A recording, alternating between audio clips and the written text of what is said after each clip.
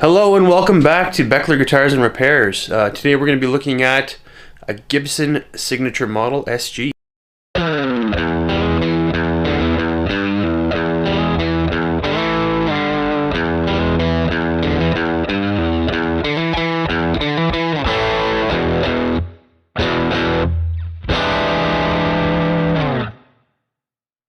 Okay, so I bought this one locally, and the seller had it for a crazy price, but he kept lowering it, and then eventually he lowered it this morning to a price I couldn't ignore anymore. So I ran over there, tried it out, and ended up picking it up. So what have we got in this SG case?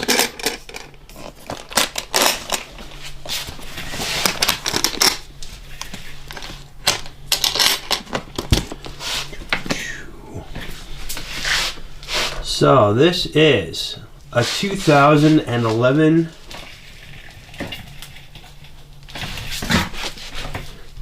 Gibson 50th anniversary Robby Krieger from the Doors Signature SG.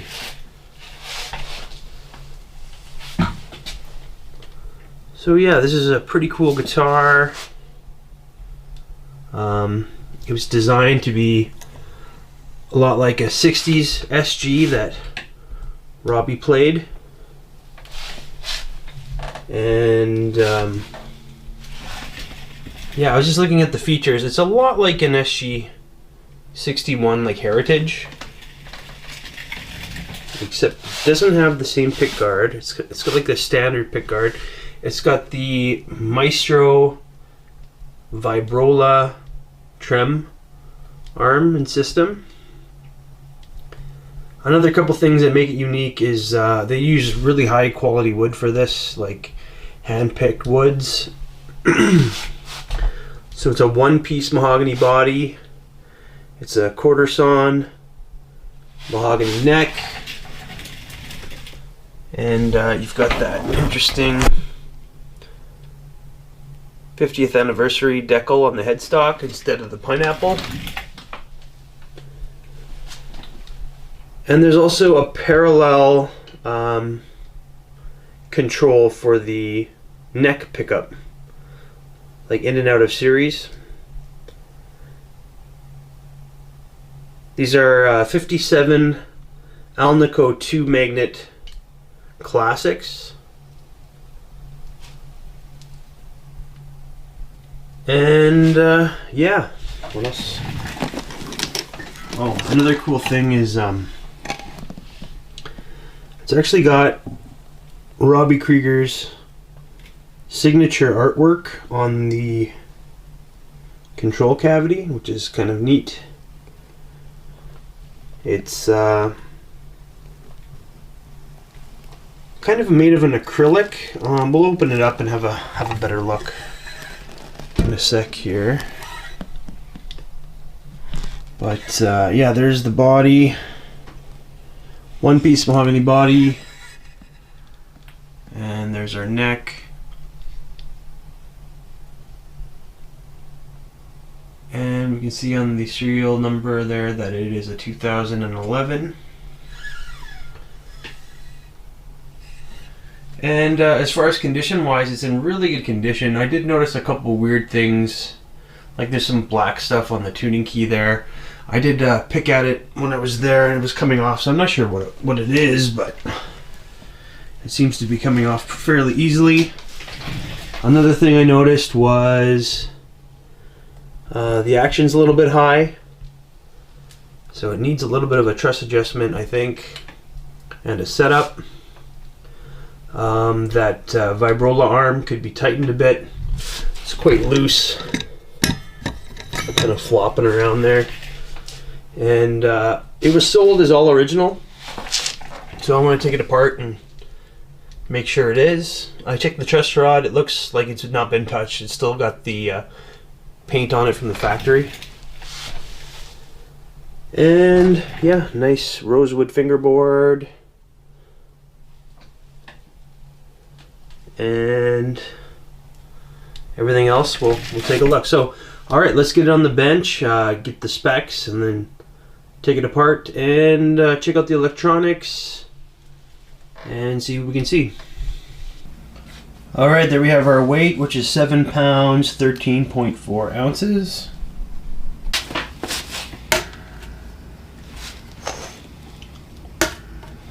There we go. All right, so this is our neck profile. So it's a standard C profile. It flattens out quite a bit by the 12th into kind of more of like a D even. And it feels not quite as chunky as like a 50s style, but not quite as thin as like a 60s. So somewhere in the middle. So it's a little, I would say it's a little bit more of a chunkier 60s style. And it's listed as a 60s, but it does have a little bit more width, I think. And we're going to find that out when we do the measurements here.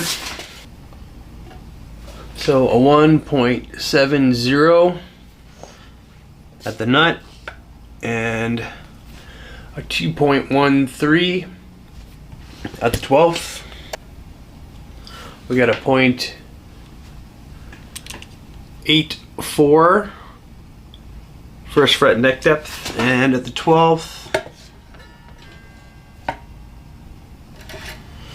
a 0.905.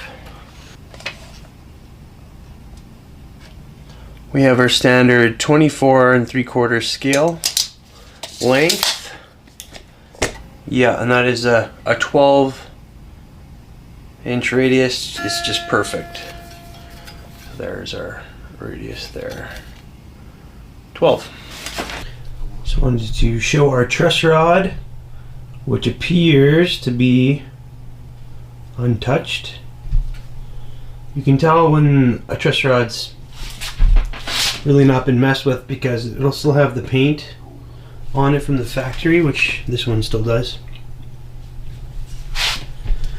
And then here's our fretboard, which is a really nice looking rosewood, and there is no fret wear. It appears to have hardly ever been played, so someone kept this in really nice condition.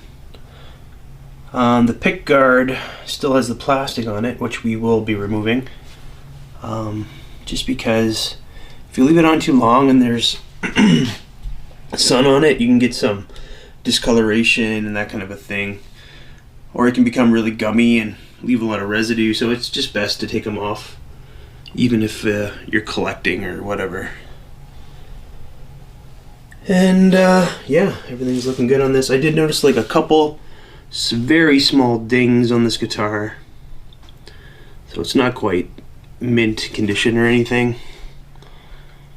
There's a better look at that little ding there on the body, but overall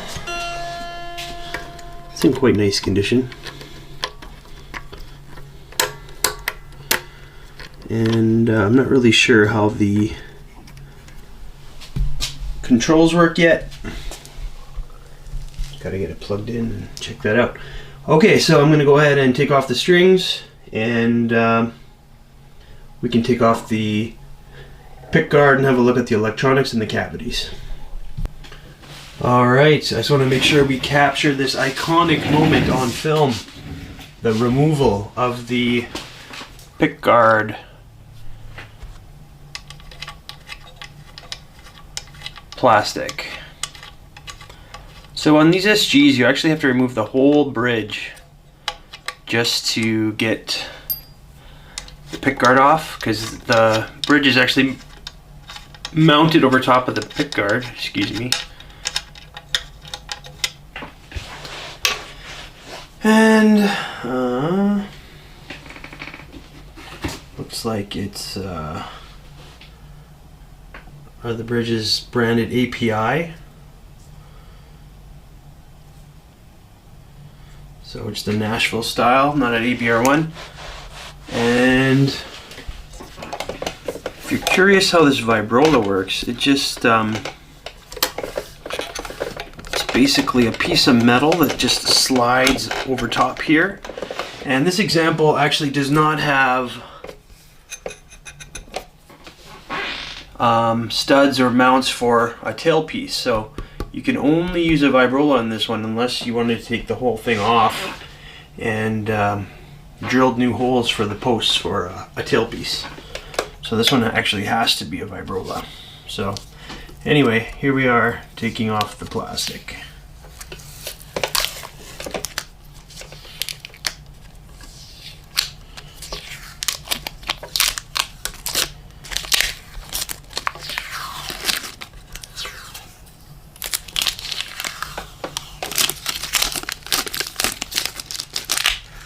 And thankfully this stuff hasn't melted or done anything weird, so it's like impossible to get off. And I think once I clean that up, you're not going to be able to tell the difference between where it was and where it wasn't. So that is the best case scenario. Alright, just want to give you a good look of how this works. So essentially there's a little piece of pliable metal that's attached to the tailpiece here, and then when you rock that up and down with the Maestro vibrola, that is what gives you the tremolo effect. And this is just pressure fitted on there like so. Let me just take it off here. There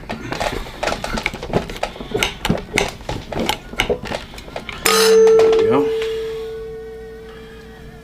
That's just the piece that slides on here. And then the tailpiece is just connected by 4 little screws. So that comes right off. And then you can see it's just mounted to the body here. Using 2 big screws here and 4 smaller screws here. And yeah, so if you were to remove that, you'd have 6 screw holes in the body, and you'd have no mounting holes for the tailpiece. So you could remove it, but at that point I would say just buy another guitar, because you're gonna have a lot of those holes that you can either fill or just deal with, and then you're gonna have to put new post holes in there, and it just does not seem worth it to me. So let's put that back on there. And again, that's just held in position by 4 little screws on the sides that I'm going to put back in. And then this just slides back on like so. Oops. Maybe not as easily as I want. Oh, there we go. Yeah. So there we are. So that's all back as it should be. I'll put those screws in a sec. And then I've got the pickguard off as well, so we can have a look. So there we can see our cavity there. You can see this is a long neck tenon on this guitar. And our pickup routes are looking nice and clean. We can see the end cap for a truss rod cavity there, right near the neck pickup. And yeah, our nice long neck tenon. And there's our bridge pickup cavity. Very nicely, cleanly routed. And then here we have our pickups. So this is kind of interesting, because we've got 2 pickups that are the same. These are 57 classics, both dated to 2011. Alnico 2 pickups, but one has the braided wire, and one has the plastic covering. Now I wonder if that's how they achieve the out of series effect. So let me just look a little bit more into that.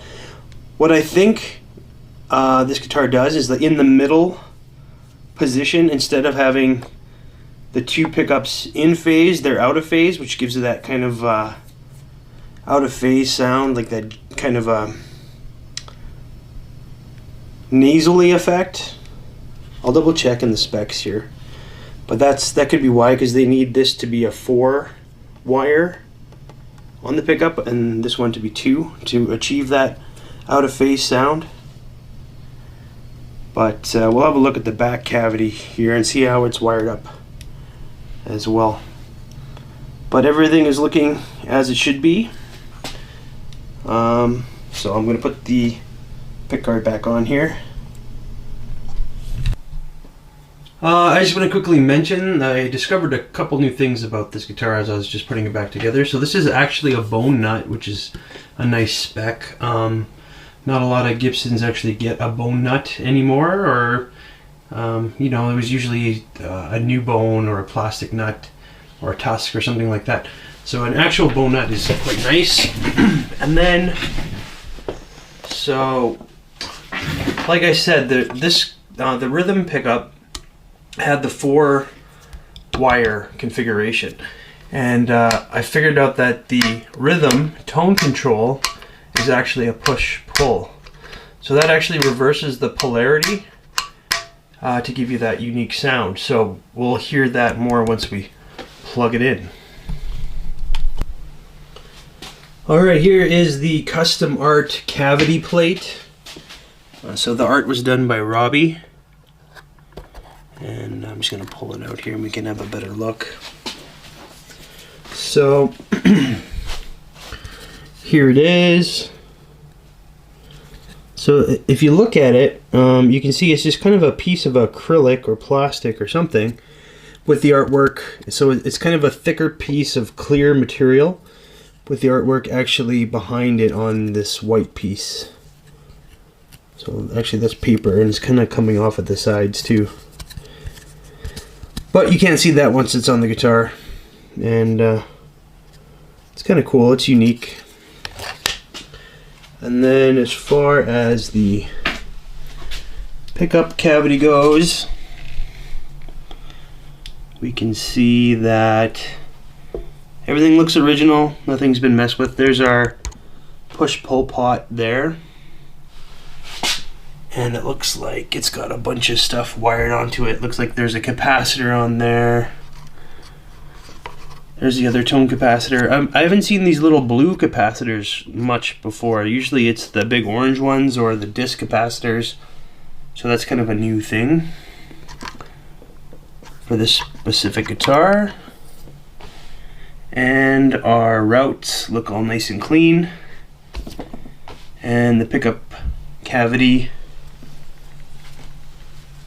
cover fits in there really nice.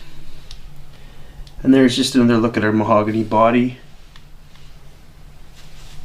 There's no seam lines at all because it's one piece.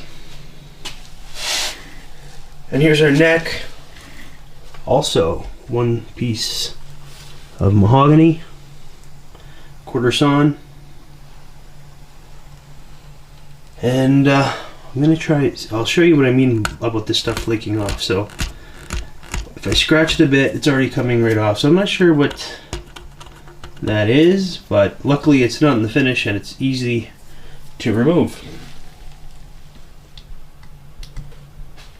Alright, next thing I'm gonna do is clean and condition the fingerboard and decide whether or not I'm going to put the frets in the buffing wheel, because I think they're fine. They actually look just fine the way they are, so I don't think I'm going to go ahead and do that on this example.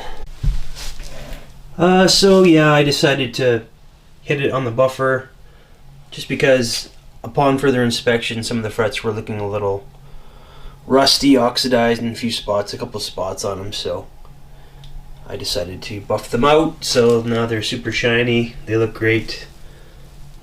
The rosewood on the fingerboard is nice, it's nice and streaky. It looks gorgeous. And then here is that 50th anniversary SG logo on the headstock. I think one criticism that these guitars have that I was reading online is that there isn't any branding that it's, you know, Robby Krieger signature model other than the back cavity plate.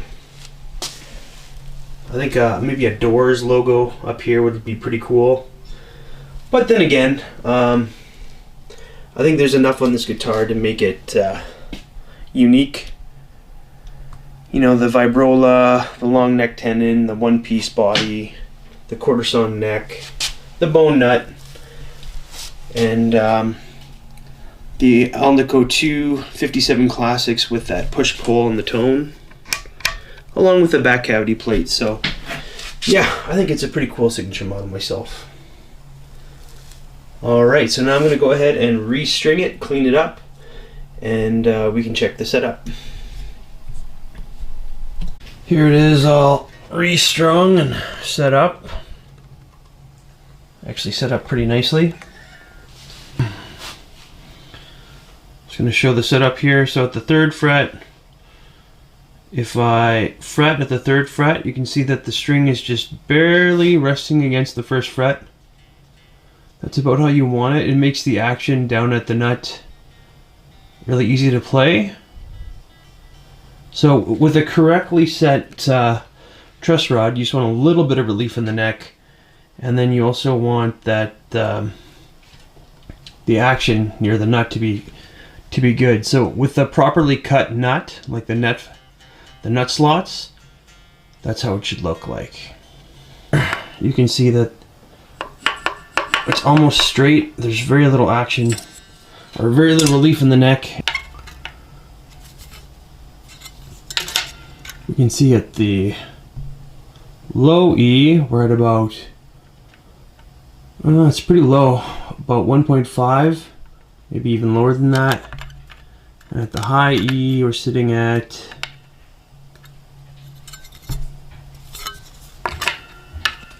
1 to 1.5. So nice low action on this. I'm just going to play all along down the fretboard here to show that there's no buzz.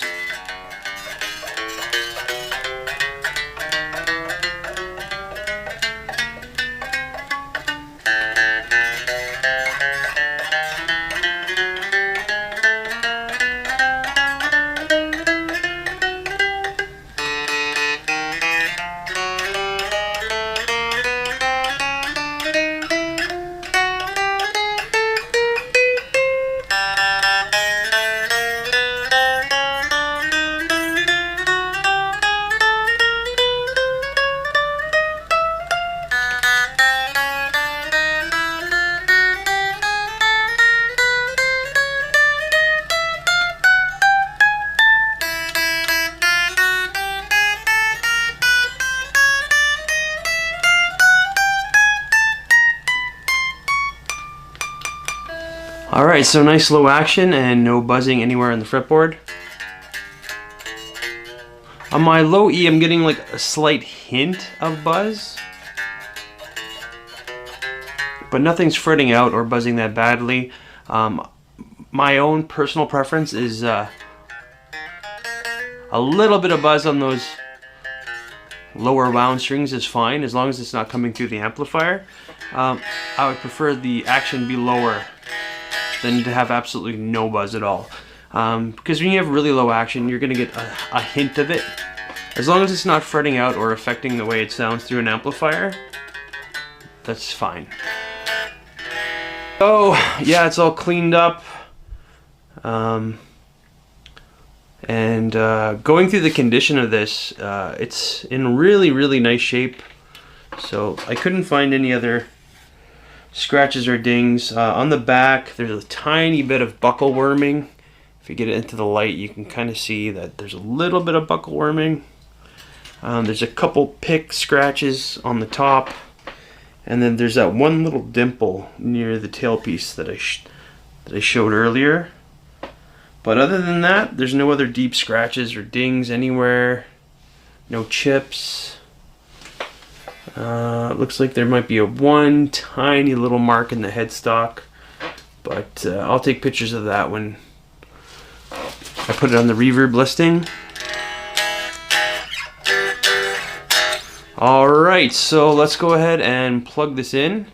Okay, really quick before we plug in, I just wanted to get the pickup readings. So on the bridge pickup, it's reading a 7.83, and on the neck pickup, we have a 7.76, And in the middle, it's a 3.89. Alright, so here we are plugged in. So yeah, right now I'm plugged into the Deluxe Reverb reissue with the Creamback Selection installed, and I'm using the Bugera PS1 Power Soak Attenuator. We're on 4.5 right now. Just to get that nice clean sound. And right now I'm on the bridge pickup, so let's just hear a little bit of how clean sounds.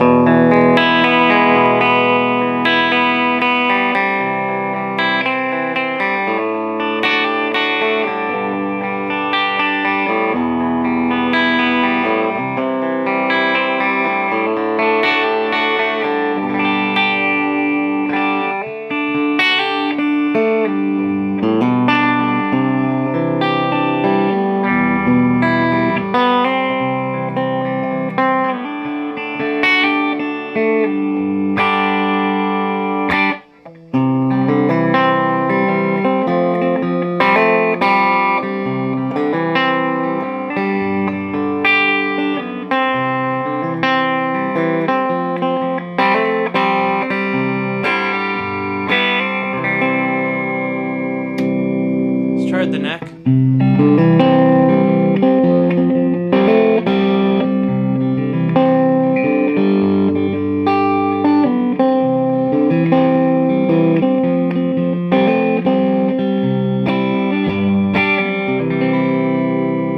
On the middle.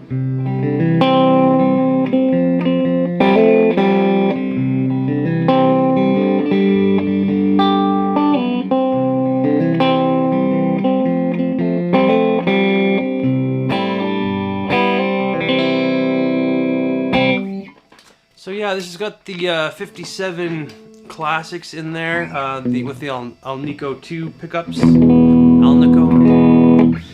And yeah, these pickups sound really great. They're really close to like a vintage PAF style kind of a sound. So let's hear what that neck pickup sounds like with the phase switch. So it should sound very similar just on the neck pickup. So here it is with it off. And with it on.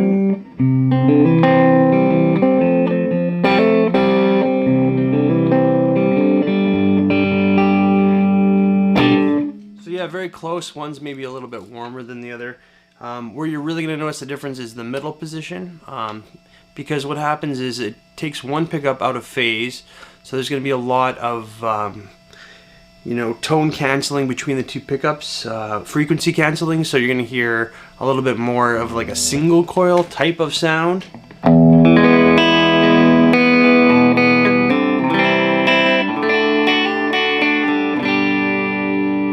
So yeah, just to reiterate, this is with it on.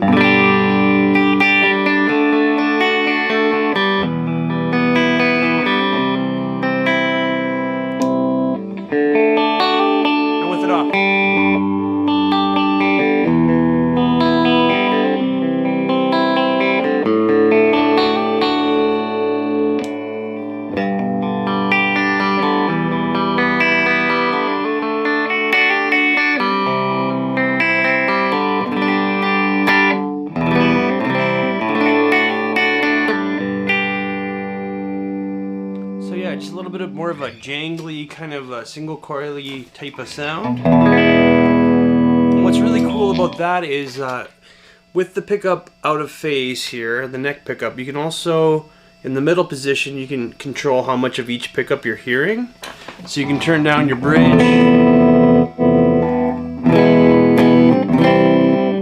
get a little bit more of like a mellow sound.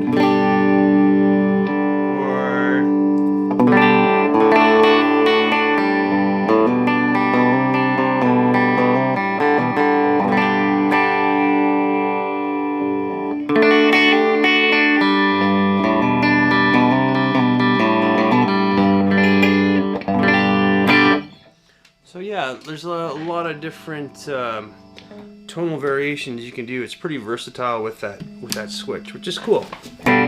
Now I'm just going to turn up the amp a little bit just to get it to break up a little bit more.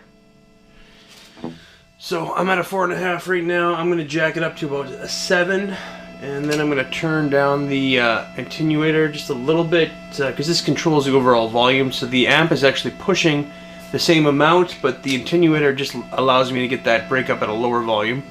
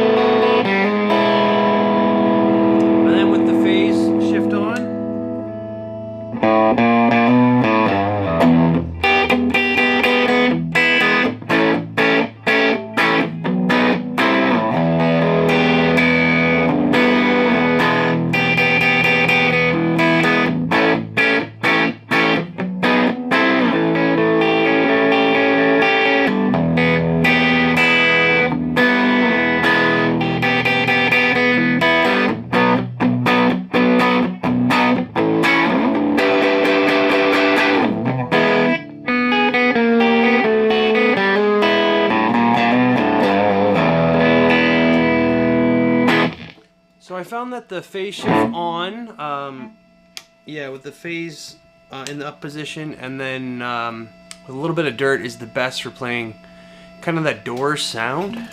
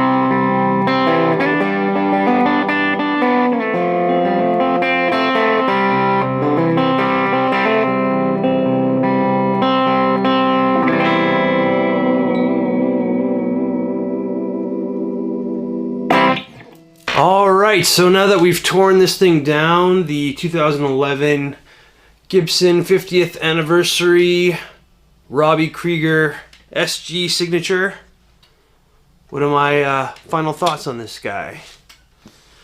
Well, it's been a long time since I played an SG I really liked this much. Usually SGs, I can't get along with the neck. Usually they're too thin. This one is considered a slim taper neck, but it's just a little, feels a little chunkier than most. I know that they hand carve each neck at the factory, so every neck feels a little bit different, and this one is a little chunkier, and I really like that. Yeah, it resonates really well in your hand too. So like when you're playing it, your left hand really vibrates, and I find that to be a quality in really good guitars. They just really resonant, they have a lot of sustain, and everything just kind of vibrates together. That's usually the ones I really like, and this one's no exception. I really like the special features on it. You know, the tailpiece with the Gibson harp on there, or the lyre, or whatever it's called, that instrument. I really like the custom Robby Krieger artwork on the back for the cavity cover. That's kind of cool. And I really like the phase shifter for the neck. You can get some really cool tones in the middle position, and then you can blend both of your pickups too. So just a lot more variety than a normal humbuckers. The 57 Classics sound amazing. They're quickly becoming my favorite pickups. Every Gibson I try with 57 Classics in it, I really like. It's that vintage kind of PAF style sound that I really like. And as far as fit and finish goes, I didn't notice any factory issues at all. The routes all look great. The bindings, perfect. There's no dye that's bleeding into the binding at all, and all the fret nibs are tight. There's no gaps anywhere. The piece of rosewood they use for the fingerboard is gorgeous, nice and dark and streaky, and we've buffed up the frets so they're high polished. They're very easy to bend too, very slick to play. This guitar was a little higher action wise when I first got it, but after a basic setup it plays great. Yeah, bone nut, and that's the 50th anniversary decal. I'm not sure how I feel about that. I think I might have preferred a pineapple, but these are limited runs, so it's a good way to know that you have a, you know, a limited guitar. It's kind of unique that way. But the silk screen, I don't know. I think it could have been a slightly better design maybe, but that's just me. It looks fine the way it is. Yeah, one piece mahogany body. There's no seam lines. It's got that long neck tenon, which is usually you know, a custom shop feature. It's got a good weight. It's about 7 pounds, 13.2 ounces, so feels really good to play. It's not neck divey at all. And yeah, one piece quarter sawn mahogany neck as well. So yeah, really just a super high quality SG, regardless of whether you like Robby Krieger or not. That's what's kind of cool about this one, is that you would never know it's a signature model. Sometimes the signature models have like gaudy signatures or, you know, names all over it, but not this one. This one's pretty subtle, except for the back, and you could always switch out that black plate if you didn't want it. But I think Robby Krieger is a fantastic guitar player, and I really love the doors, so I don't see why I would ever cover any of those things up. Yeah, and this one came with the original hardshell case. It didn't have the manual or anything. It had the truss tool, and that's about it. As far as condition wise, yeah, it's in really good condition. No major scrapes or dings anywhere. There are some like light handling marks you can see when you hold it into the light, some light picking marks. There's one little dimple. See if you can see it there. It's right here near the tailpiece. It looks like someone was maybe using a screwdriver for one of those screws. It wasn't me, I swear. I think I showed it off right when I first got it. But yeah, a tiny little dimple. It's not through the finish, but you can see it. And there's a tiny bit of buckle worming on the back as well. But no chips or dings anywhere. It's in really nice condition. And it plays and sounds great. So yeah, if you can find one of these signature models, I was looking on Reverb, they're pretty hard to find. I think there's only one other one on there right now. So I'm not sure how many of these they made, but people are keeping them. For good reason too, if they're anywhere near as good as this one. But yeah, I was really pleasantly surprised with this guitar. I wasn't sure what to expect. But yeah, definitely one of the best SGs I've played in a very long time. So yeah, if you're interested in this guitar, I'm going to have it up on the Reverb page. But honestly, this one is kind of maybe for me, because I am kind of looking for another SG right now anyway, so we'll see what happens to it. But if you want to look at it, I will have it up on Reverb for a while anyway. Alright, well, thank you very much for stopping in to Beckler Guitars and Repair. And I've already got a few more lined up for you guys, so stay tuned. Make sure to like, comment, and subscribe. And we'll see you soon.